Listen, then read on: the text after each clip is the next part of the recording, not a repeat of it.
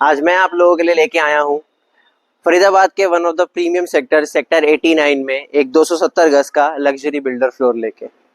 ये builder floor रहने वाला है corner unit plus north facing plus ये बिल्डर फ्लोर गेटेड सोसाइटी में रहने वाला है, जिसकी आप रोड्स देख ही सकते हैं।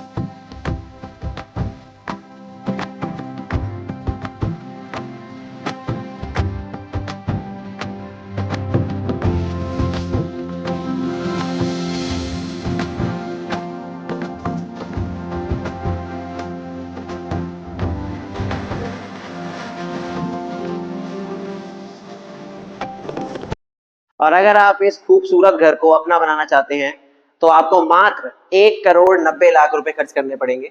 और अगर आप लोग इतना बजट नहीं रखते हैं, आपका बजट थोड़ा सा कम है और अगर आप स्पेसिफिकली बिल्डर फ्लोर ही देखना चाहते हैं तो हमारे पास 70 लाख रुपए से बिल्डर फ्लोर शुरू हो जाते हैं। 70 लाख के बाद डिफरेंट साइजेस के साथ प्राइजेस बढ़ती जाती हैं। तो आप हमें उनकी इन्वेंट्री के लिए भी कभी भी फोन कर सकते हैं। Thank you.